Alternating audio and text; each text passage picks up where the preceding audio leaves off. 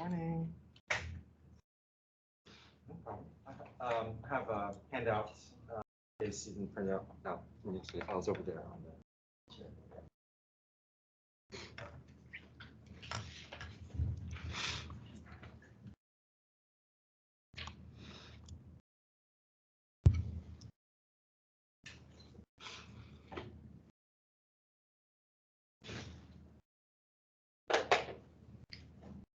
Okay, so let's start with number one. We have a function in front of us. We're going to find the values.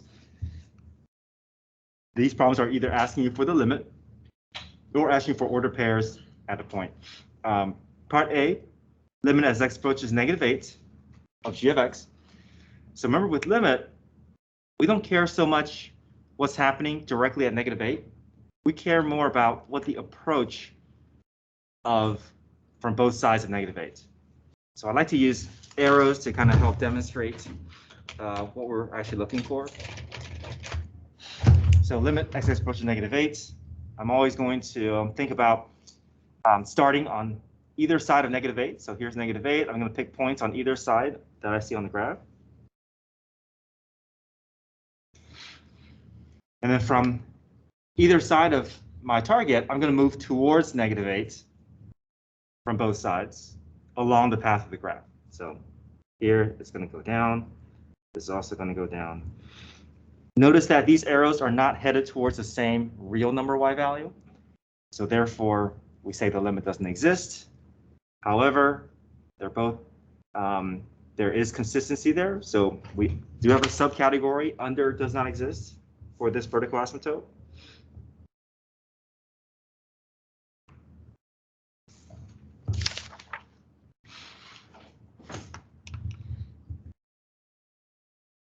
Okay, any questions there? Okay, part B, g of -8. Now we're going to zero in on just what's happening at -8. We don't care about anything else around -8. We just want to know what's happening at -8. There's a vertical asymptote here, but let's see, is there a point that happens to sit on this asymptote? There is none, so undefined or doesn't exist. Either is fine.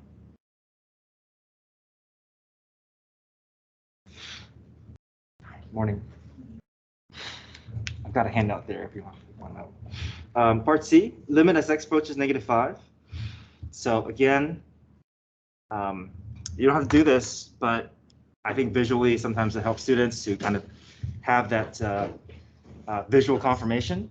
So I'm going to pick points on either side of -5 because it's not about what's happening at -5. It's more about what is happening around -5. So here's -5. I'm going to pick points on either side of -5. And I'm going to approach -5 along the path of the graph from these two starting points. So here I'm going to go. Okay. And now we're going to ask ourselves, are the arrows headed towards the same destination? They're not.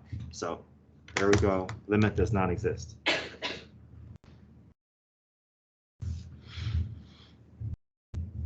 Okay. Questions so far?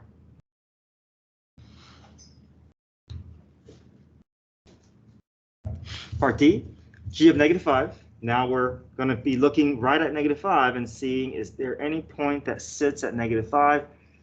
Open circle, there's nothing there. Open circle, nothing here, but there is a point to find here. So the y value at -5 for this point is 4.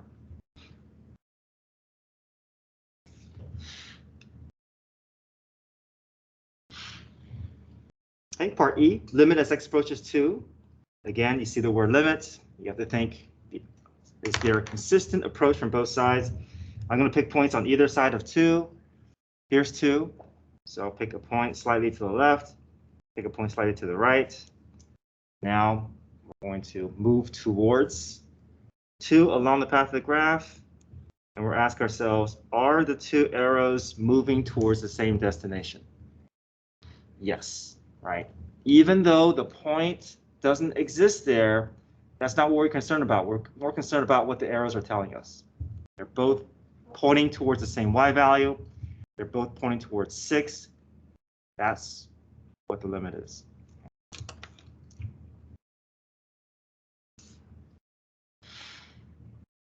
G of 2. Now we're looking for the order pair. Defined here, not here. So at this point, that y value is 3. Okay, so I think D and E, or sorry, E and F, this is going to be the best representation of distinction between order pair and limits. Okay, I think if you understand this process, then you're able to kind of see why limits and order pairs are not quite, we don't approach them the same way, even though we are kind of talking about the same thing, but the approach, the way that we find is very different. Okay, question? No, okay. And here. Okay, part G. G of 7. Now we just want to know, is there a point that sits at 7? There is. The graph goes right through that point. That y value is 2.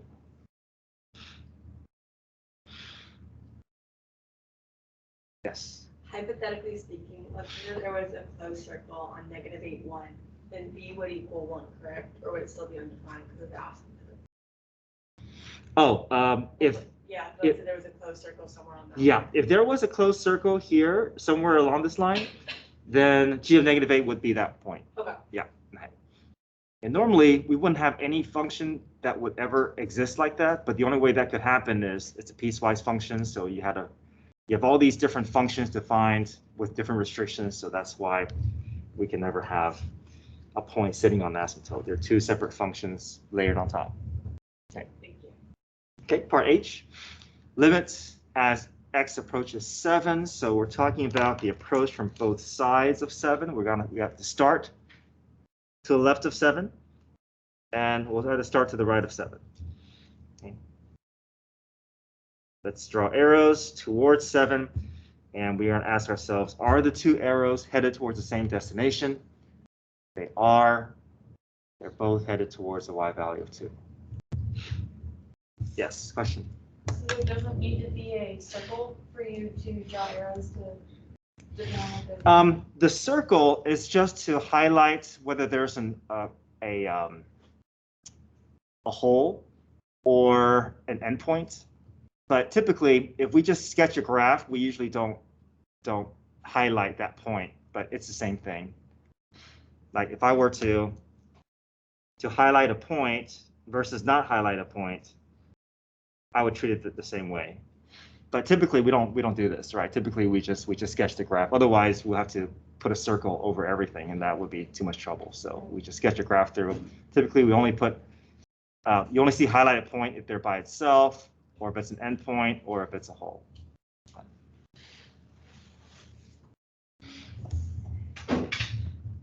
Okay. Any questions? One? Yes. Just saying. Hey. Oh, so I have a handout here if you want to take one. All right, let's go to number 2. Okay, so now we're going to sketch a graph the other direction here. Now, instead of giving you the graph, you're given a bunch of characteristics, and now we're going to place them onto our empty graph. Keep in mind, I should be more specific here that I want us to graph a function. So ultimately, we want our graph to pass a vertical line test. Okay. At every point. I've got a handout here if you want to pick one up. So typically I want to kind of, you can go in order if you want, but I'm going to pick out the easiest ones first. So just the order pairs. Those are I can get those out of the way and check those off. G of 2 equals 7.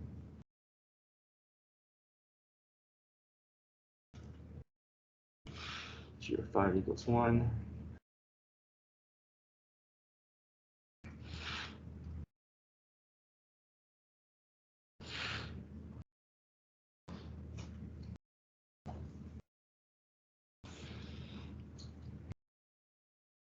Okay, so I got all the order pairs out of the way. Now I'm going to go after the limits. So wherever the limit exists, typically I think the easiest way that we can do this is go ahead and plot the ordered pair, but put an open circle and extend the graph slightly in either direction to indicate that the graph is going to approach that point, but we necessarily don't know whether the graph is existing right at that point. So to be safe, we're going to put an open circle and have graph kind of extend out of those out of that point. Okay, so my limit exists at -5, -4, so I want my graph to approach that point.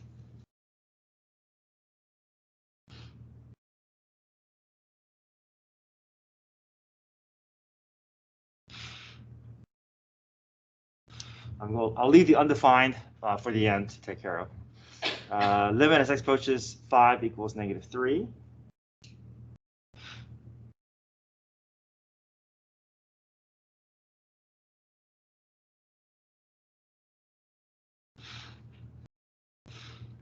Limit as x approaches 7 equals -3.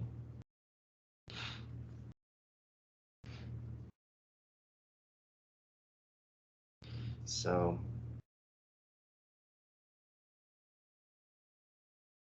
what's happening here is there's a point defined here already. So if I put an open circle on top of it, then the closed circle is going to overtake it. So I'm just going to extend the graph, but there's a closed circle there because the graph I've already defined it there.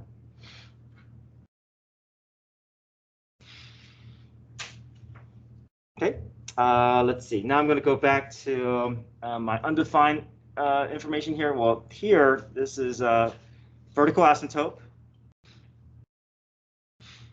We know the graph is headed towards the same asymptote from, or the same x value from both sides in terms of approaching both sides approaching infinity.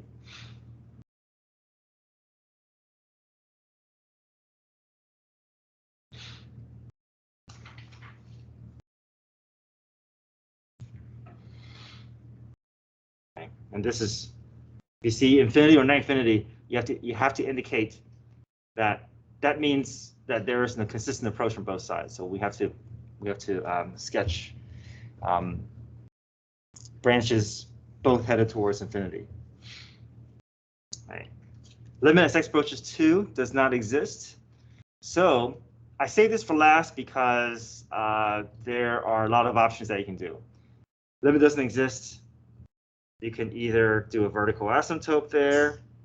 You can do a endpoint, or you could do disconnected branches. Okay, a lot of options there. Okay, so I'm going to try to put up. Let's see. Oh, one more thing. Let me see. What can I do? Maybe I can make the graph do this. I'm going to force a situation where the graph doesn't meet, but you have a lot of options available, and those could all be correct.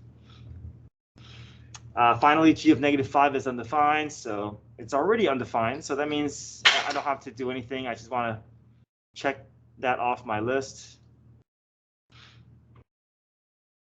Okay. And now I'm just going to make sure that my graph is. I can clean this up a little bit here. Just want to.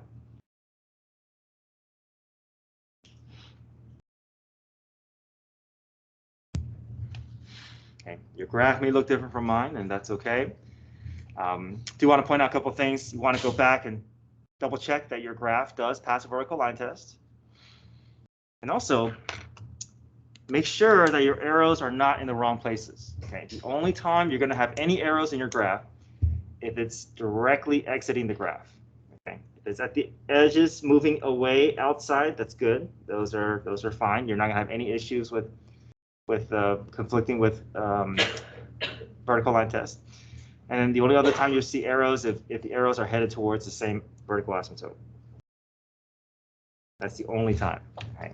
Make sure that you never have a graph that looks like this,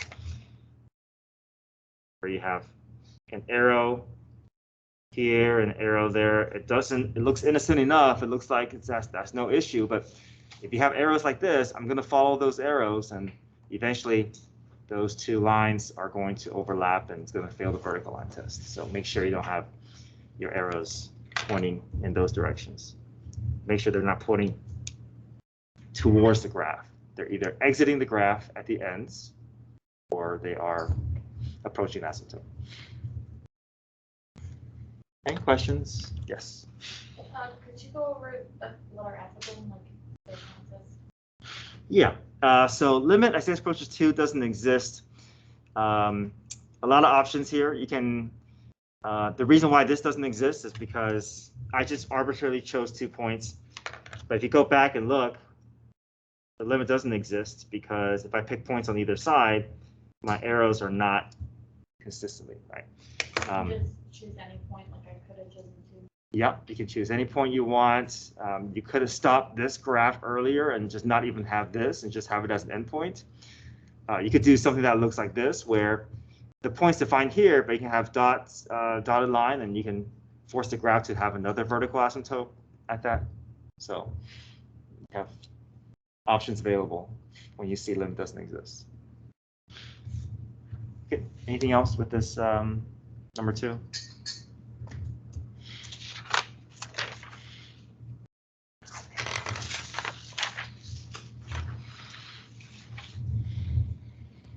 Okay, let's try number 3.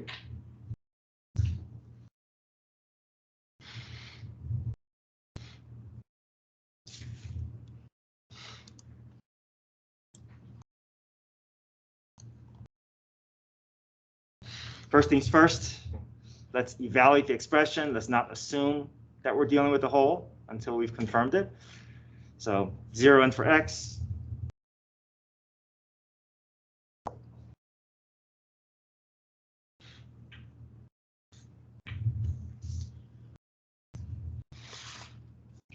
Zero for 0. So we have a whole that we can move forward. We know that the limit does exist, but we just have to eliminate the cause of these 0 over 0 so we can reevaluate so we can get to our limit. Okay. We know we can't do much with that x, but we can do some work with this numerator portion. I'm going to find a common denominator.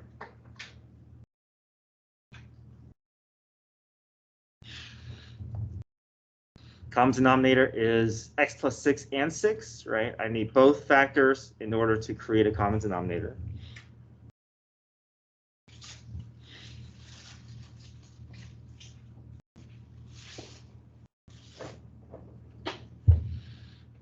Next up, we want to balance each fraction. Ask ourselves what is missing between each of the individual old denominators versus the new one.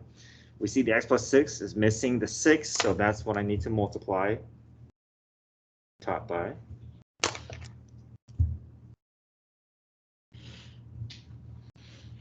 Okay. Here, I have to figure out what this old denominator is missing. The old denominator is missing here in x plus 6.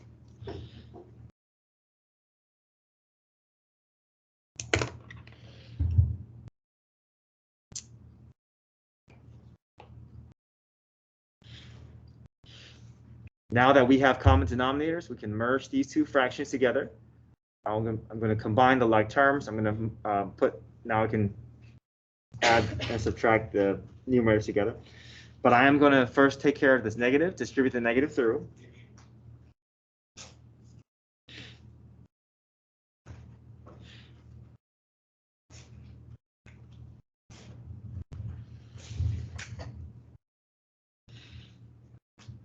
Got a handout there. Do a little bit of cleanup. And now we have a reduced expression that is more ready for hopefully canceling out. So I'm going to replace this back into the numerator portion that I was working with.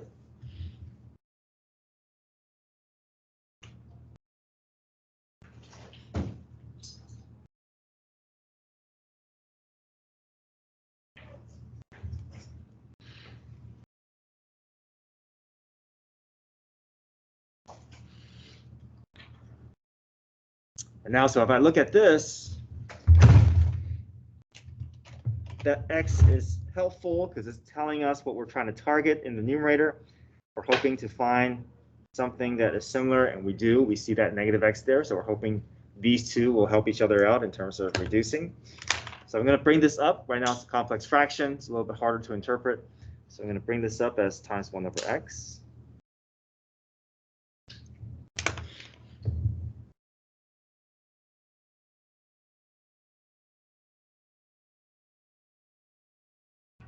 This cancels out.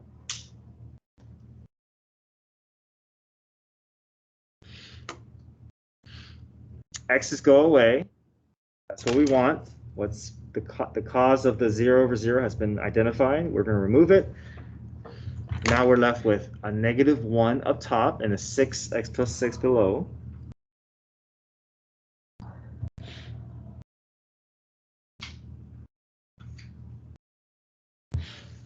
Now that the whole has been removed, we're going to reevaluate the limits. 0 plus 6 is 6. 6 times 6 is 36.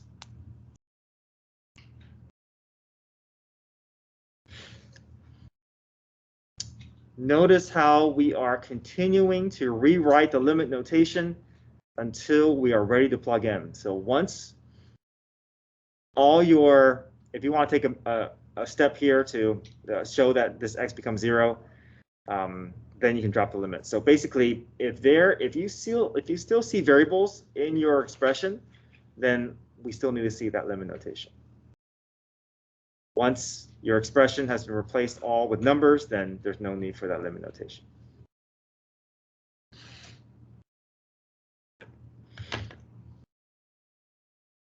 Okay, number 4. Any questions there with 3? Number 4, first things first, we don't want to assume anything. Let's see what's happening at 1. So insert 1 for all the x's.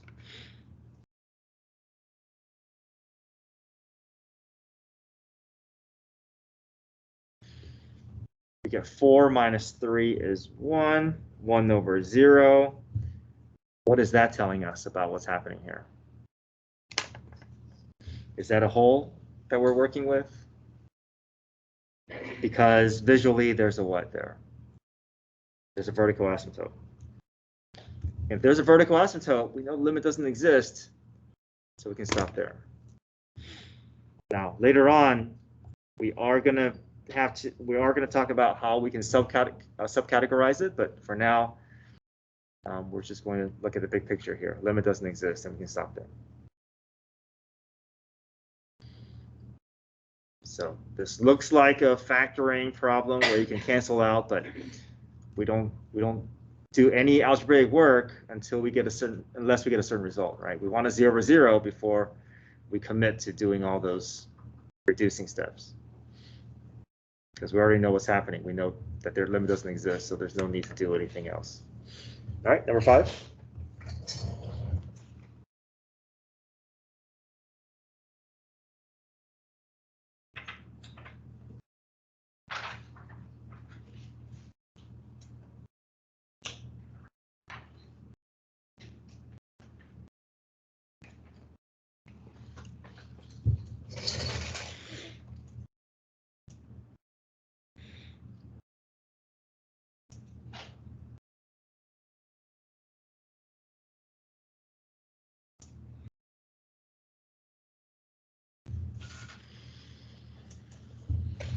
So let's see what happens at 5. We're going to evaluate the expression at 5. So 5 in for x, just to see what's going on here.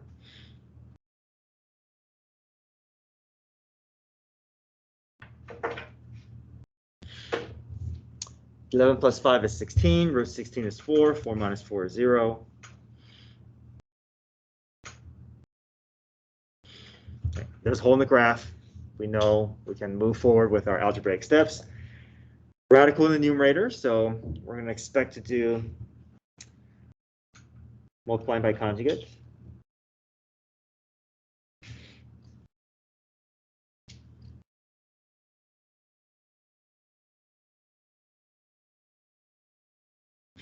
So my conjugate expression is the exact replica of what I have, but I'm just changing that sign between. That's the only thing I'm changing. So conjugate expression is going to be, instead of a minus here, it's going to be a plus.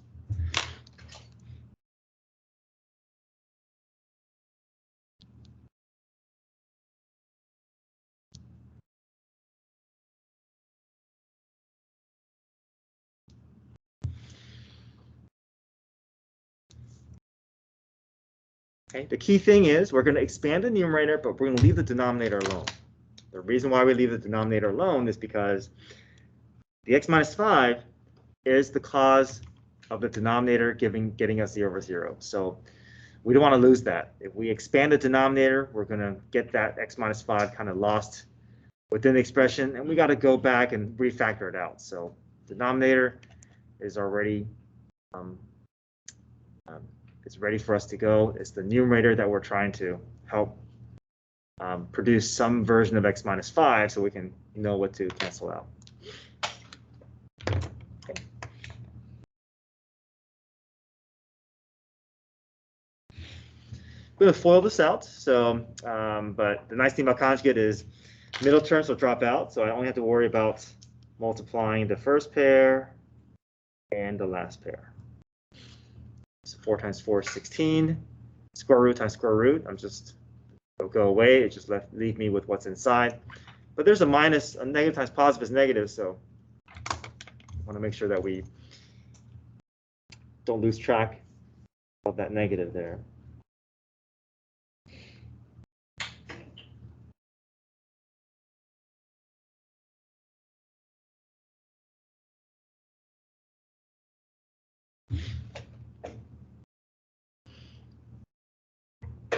Okay, clean up your numerator as much as possible. Don't try to cancel anything out until you've done everything you can with the numerator. Here we can do some more work, right? We can expand this out.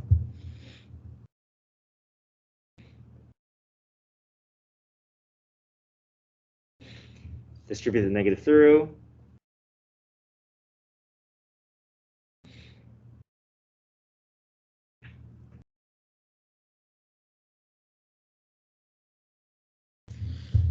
This becomes 5 minus x.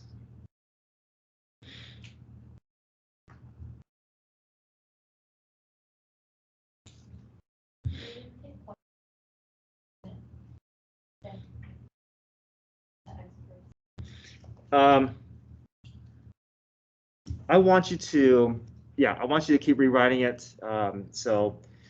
If you're doing it for the majority of it and you understand that limit goes there, I probably won't take out a point if you accidentally forget one. Okay, so I just want to see that you're consistently doing it all the way through. You understand that the limit notation is still there, that doesn't disappear.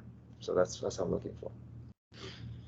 Okay, so x5 minus x, x minus 5, they're close, not quite the exact same thing. So I can make an adjustment here. If I factor a -1, I should be able to get these two to match.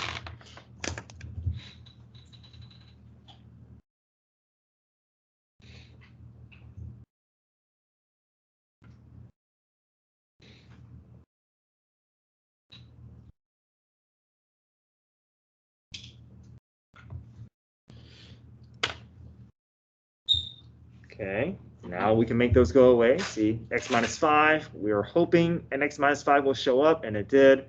We can cleanly reduce. The whole has been removed. We should be able to have a clean results from this limit expression.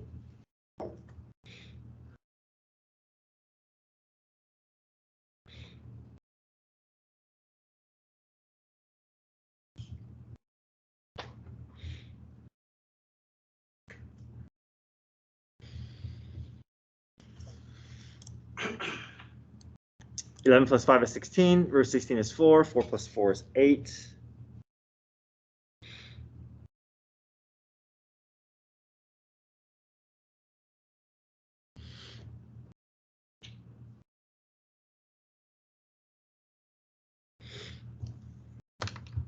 Okay, questions with 5?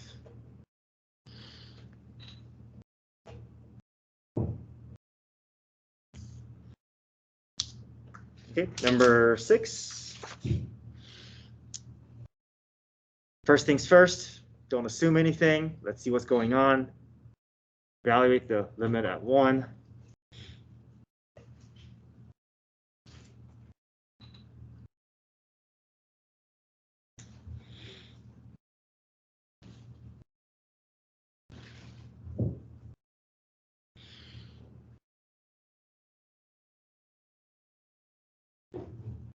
Is there anything else that we need to do? Okay, that means the graph is continuous at 1. We're able to find the value. That's a real number. We can go ahead and stop. All right. It's not a 0 over 0. It's not a vertical asymptote. Thank you.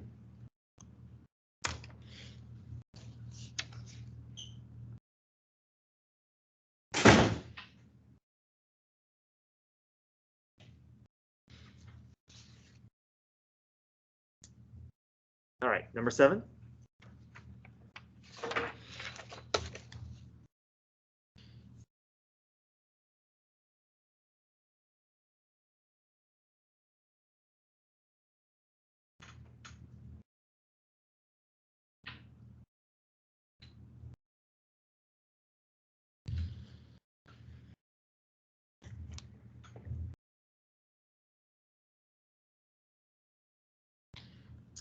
All right, first things first, let's see what happens when we enter 3 in for x.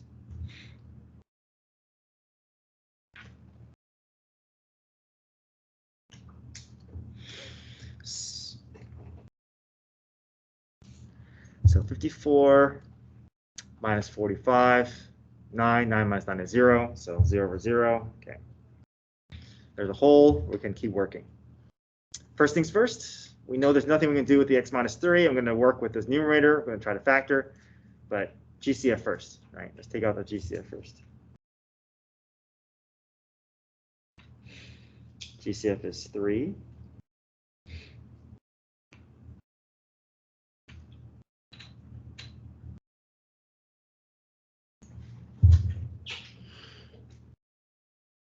Continue working with this trinomial here. Multiplies to be -6, adds up to be -5.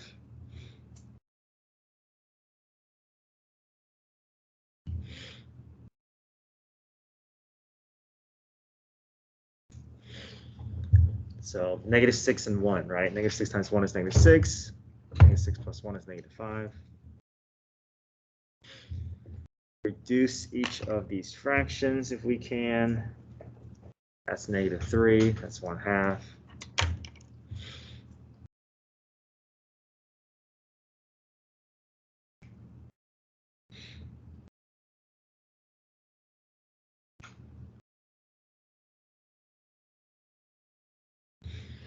'All right, I'm going to push that 2 out in front.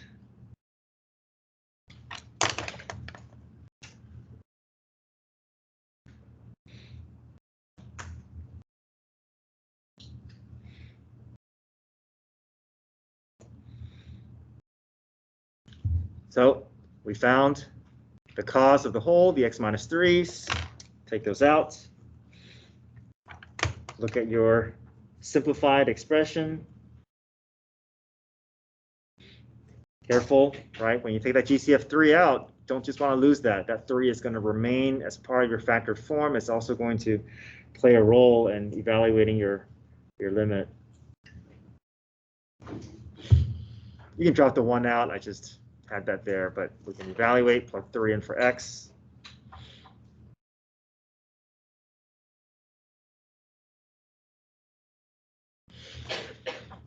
Six plus 1 is 7. 7 times 3 is 21. There's our real number. There's our limit.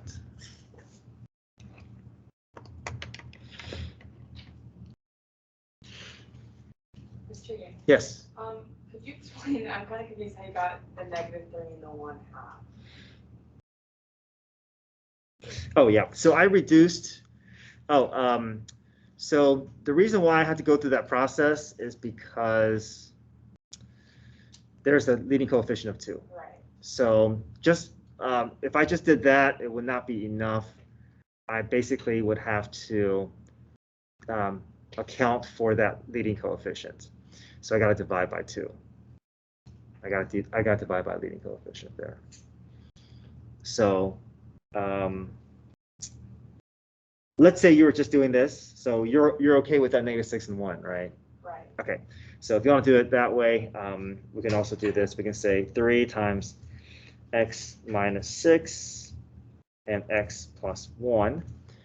But we can't leave it like this because that 2, it's okay if the leading coefficient is 1, but because there's leading coefficient of 2, we basically have to do this. We basically have to account for that leading coefficient by involving it with the factors that we found. Okay. Thank you. Reduce if you can. 6 over 2 is 3. And then you can push that 2 out in front if it doesn't reduce anymore. Okay. Thank you.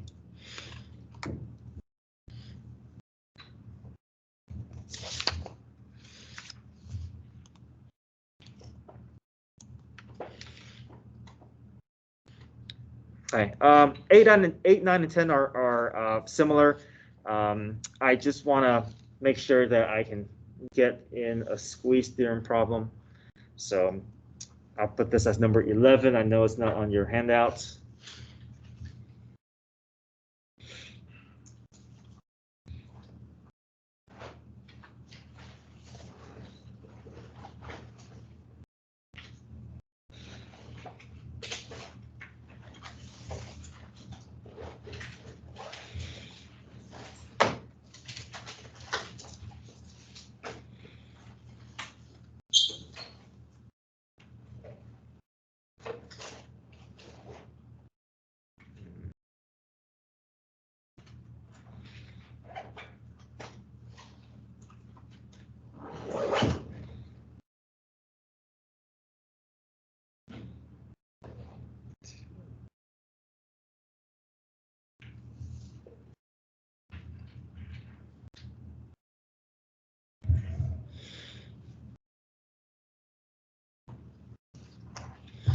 Okay, so let's say we have this given to us, and we want to find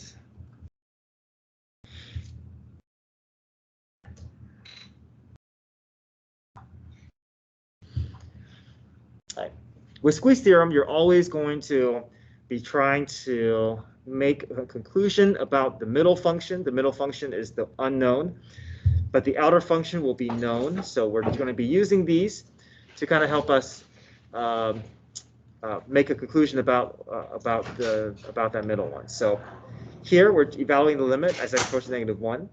So I'm going to put that notation in front of each of the expressions. So we have this this inequality kind of spelling everything out here. There's a lower function, a middle, and upper function.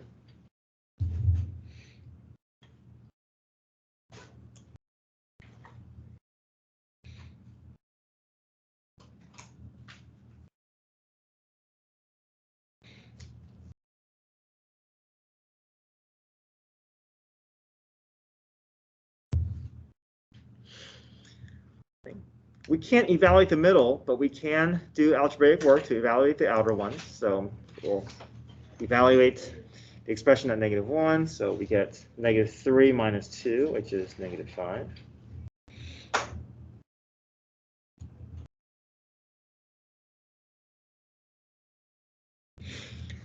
Plug -1 in for x. The -1 squared will become 1. So 2 minus 7 is still -5. So what can we conclude about this middle limit here? -5. Also -5, because the outer ones are in agreement. So if the outer ones are in agreement, this middle limit has no choice but to also agree with these two values.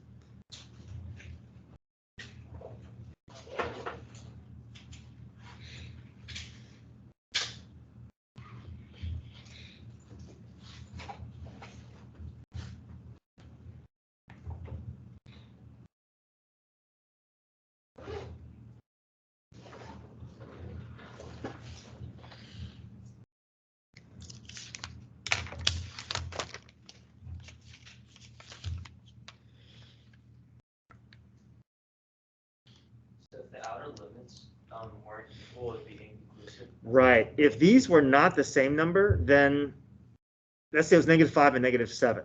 Well, it could be a decimal number between -5 and -7. We don't know. So if these are not in agreement, then inconclusive. We don't have enough information. We can only make a clear conclusion if these are in total agreement. You say squeeze theorem doesn't apply. Limits, we don't. Limit is inconclusive. Yeah. Okay. Okay. Here's 8, 9, and 10. I didn't get a chance to work through these, but I can answer any questions that you guys have if you want to check your answers for these 3. Can you explain number 9? Yeah, number 9.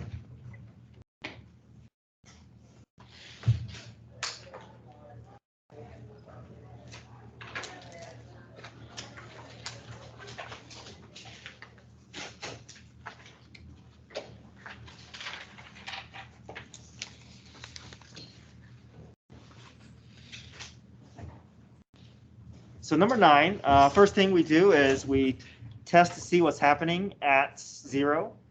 We get 0 over 0, there's a hole. There's nothing we can do with the x, but we can do something with the numerator. So I'm going to find a common denominator, which is 4 and 4 minus x. I need both factors to create my common denominator. And now I'm going to balance. This old denominator is missing a 4. This other second denominator is missing a 4 minus x. So I multiply the numerators by what's missing, distribute the negative through. I'm left with 4 minus 4 plus x. That negative has to distribute, so that becomes a positive. Yes. That's quite different. Oh, is it? Oh, sorry. My bad. Looking at the wrong one.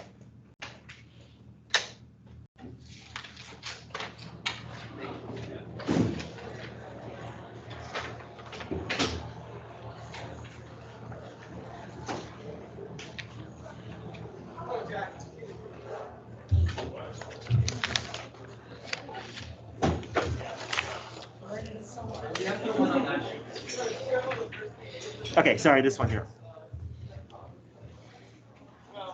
Balance the numerator. We get 2 minus 2 plus x. Clean up your numerator as much as you can.